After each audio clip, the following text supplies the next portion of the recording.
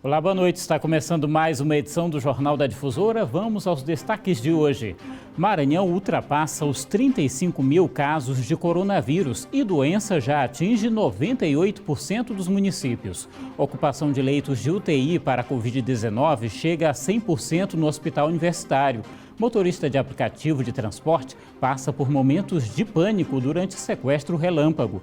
Mais estabelecimentos retomam as atividades após reabertura de parte do serviço não essencial. E ainda, Detran retoma atividades adotando medidas de prevenção contra a pandemia. O Jornal da Difusora já está no ar.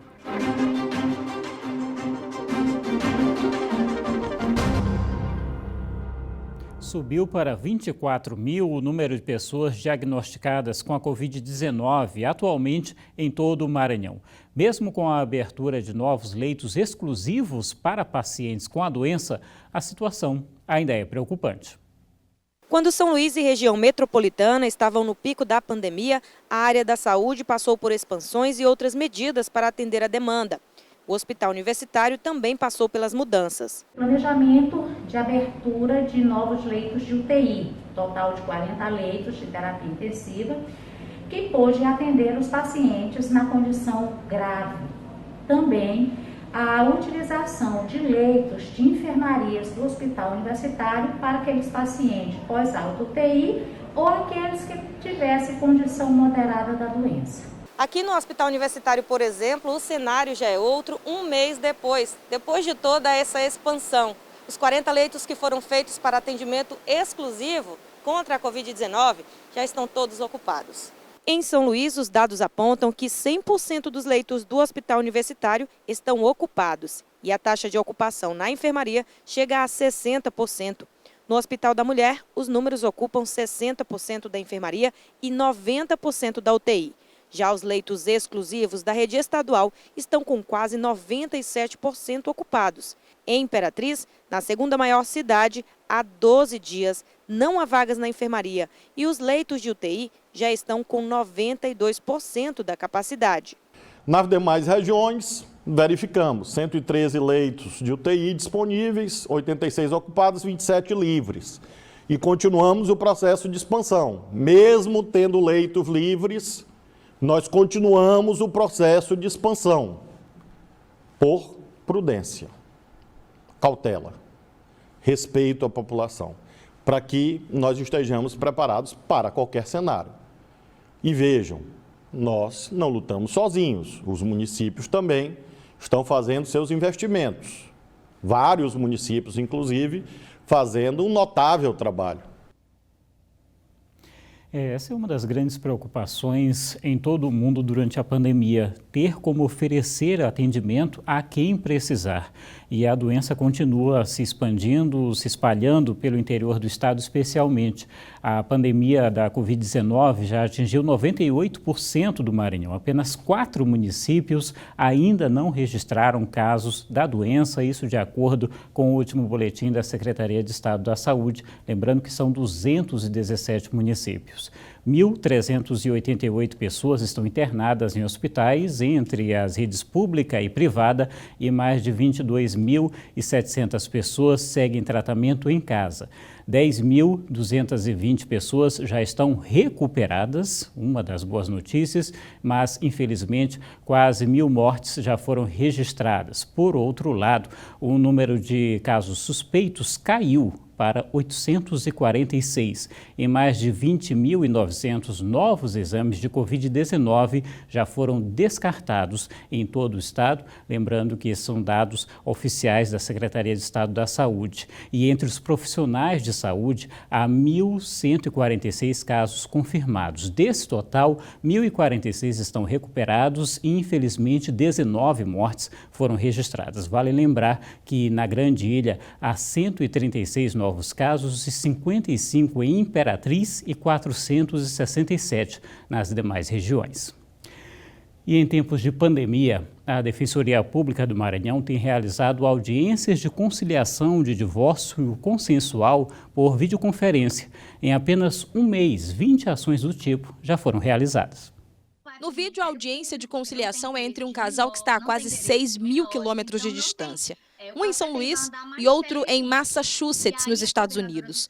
O encontro virtual, que efetivou um divórcio consensual, foi conduzido pela Defensoria Pública. Pois eu desejo boa sorte e declaro encerrada essa audiência. Obrigada também pela participação, parabéns pelo acordo. Devido à pandemia, os processos no órgão têm atrasado. O novo recurso virtual acabou reconectando as pessoas. É assim que se chama o projeto, que já atendeu mais de 20 ações.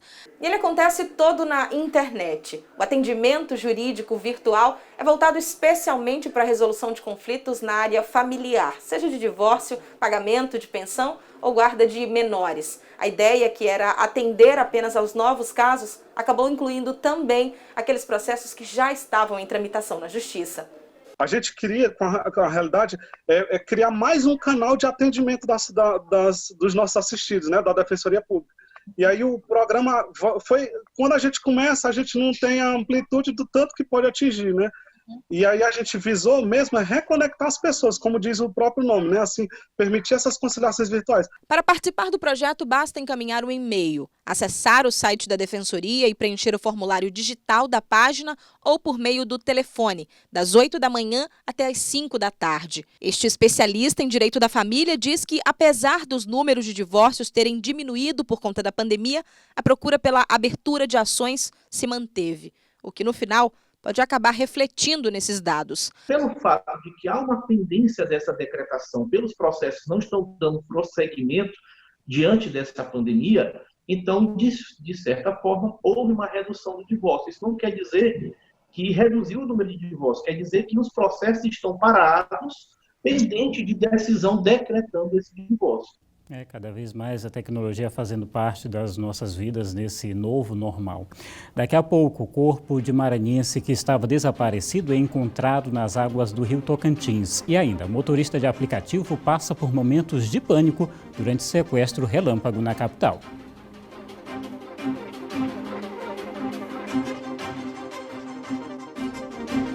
Estamos de volta com o Jornal da Difusora e olha só, um motorista de aplicativo de transporte passou por momentos de pânico durante um sequestro relâmpago aqui em São Luís. Houve perseguição e 3 pessoas foram presas. A vítima, que por medo prefere não se identificar, relatou o assalto. Quando eu cheguei lá, tinha dois. Aí um veio e falou, não é para mim, é para o meu primo, mas ele está indo para um certo local que eu ia levar e deixei ele lá na casa dele. Eu, tudo bem. Quando ele entrou, uma pessoa até alto, branco, entrou. Quando eu iniciei a corrida, ele mostrou a arma e falou que era um assalto. Os policiais identificaram os bandidos no bairro do Monte Castelo. Houve então uma perseguição policial que só encerrou aqui no Canto da Fabril. Cerca de 3 quilômetros de perseguição. A perseguição policial foi filmada por todo o percurso. Os bandidos, ao perceberem que estavam sendo perseguidos pela polícia, fogem em alta velocidade. Felizmente, os policiais estavam em motocicletas e puderam perseguir com maior facilidade os bandidos. 3 assaltantes estavam no carro e uma arma de fogo foi apreendida. Por sorte da vítima e para azar dos bandidos, a polícia percebeu que se tratava de um assalto. A vítima estava no porta-mala. Graças a Deus, tá? Deus foi tremendo nessa hora. Não houve reação por parte dos meliantes, tá certo? A vítima saiu intacta, graças a Deus por isso, sem nenhum ferimento. Os 3 elementos todos já respondem por roubo.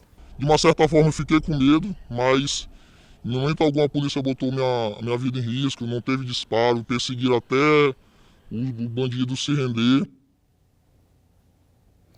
E hoje, no início da tarde, também aqui na capital, passageiros de um ônibus foram mantidos reféns durante um assalto próximo à cabeceira da ponte do Ipaze. Por sorte, policiais do batalhão Tiradentes conseguiram frustrar a ação criminosa. Um homem foi preso e um menor apreendido. Revoltados com a situação, a própria população quis linchar os indivíduos. Os celulares das vítimas foram recuperados. E agora a gente segue para a região tocantina. Um adolescente morreu durante um assalto, quando foi obrigado pelos criminosos a mergulhar no rio Tocantins. O corpo só foi encontrado 2 dias depois.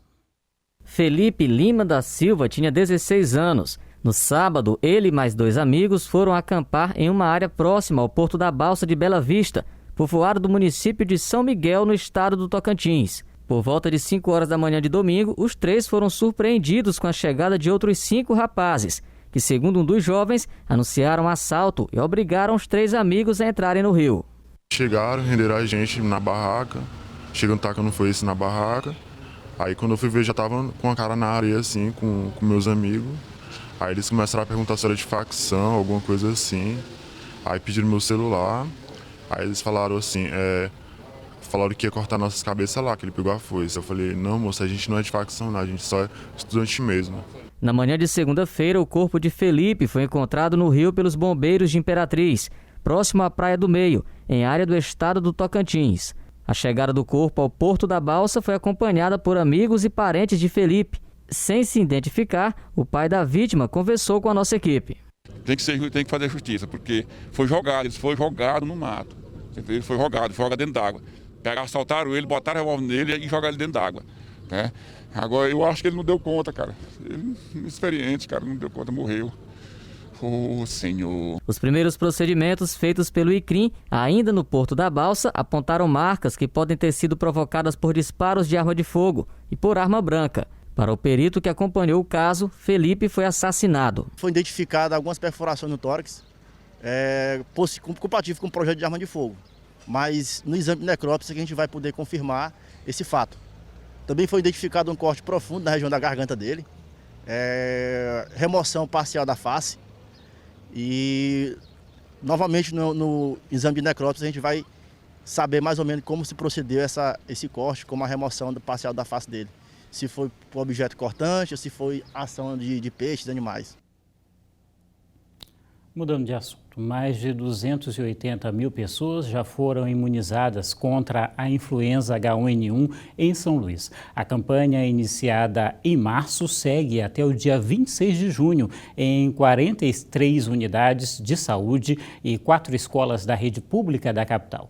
Essa fase da campanha foi dividida em 2 etapas. A primeira encerra na sexta-feira e tem como público-alvo crianças de 6 meses a 5 anos, gestantes, mulheres que deram à luz há até 45 dias, adultos de 55 a 59 anos, professores das escolas públicas e privadas e pessoas com doenças crônicas não transmissíveis e outras condições clínicas especiais. Daqui a pouco, mais estabelecimentos retomaram as atividades após a reabertura de parte do serviço não essencial. E ainda, a Detran retoma atividades, adotando medidas de prevenção contra a pandemia.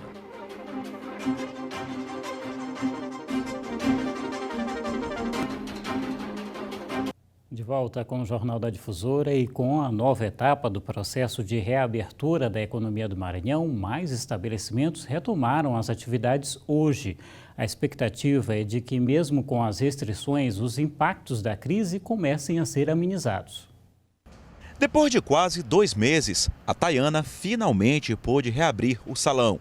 Foi um período difícil. A venda de produtos, né? Na segunda semana que a gente estava fechado, eu decidi fazer a venda de produtos. E aí eu mesma fazia a venda e fazia as entregas. Eu, na verdade, estou até continuando com esse método. A reabertura seguiu uma série de medidas de segurança sanitária. Houve uma reorganização do espaço de forma que as clientes fiquem afastadas por no mínimo 2 metros. A cada cliente a gente vai fazer a higienização, né, com detergente, com água sanitária, com álcool. E após fazer essa higienização, a gente vai envelopar. O governo do estado informou que a reabertura do comércio, que teve início hoje, será feita de forma gradual durante todo o mês de junho. A abertura gradual acontecerá com o olho sempre nos indicadores. Indicadores de contaminação e de ocupação de leitos, principalmente os leitos de UTI. Para o comércio, um recomeço. A gente tem uma forma diferente de pensar e de agir a partir de agora. E os serviços públicos parados há mais de 2 meses também foram retomados hoje. O atendimento no Detran em todo o estado será a partir da semana que vem, mas os servidores já voltaram ao trabalho. Após 70 dias fechado, o Departamento Estadual de Trânsito do Maranhão retomou o expediente interno nesta segunda-feira, dia 1º. Até o dia 7 de junho, os servidores irão trabalhar com jornada reduzida de horário, seguindo uma escala de revezamento para evitar aglomerações. O atendimento ao público será retomado no dia 8 de junho e será feito exclusivamente por meio de um agendamento prévio, que será disponibilizado já a partir da próxima quarta-feira no site do Detran. Só terá acesso às dependências do Detran aquelas pessoas que tiverem com seus horários e os seus serviços previamente agendados. A direção do órgão está preparando o retorno do atendimento externo, seguindo as medidas sanitárias e de distanciamento exigidos pelas autoridades em saúde.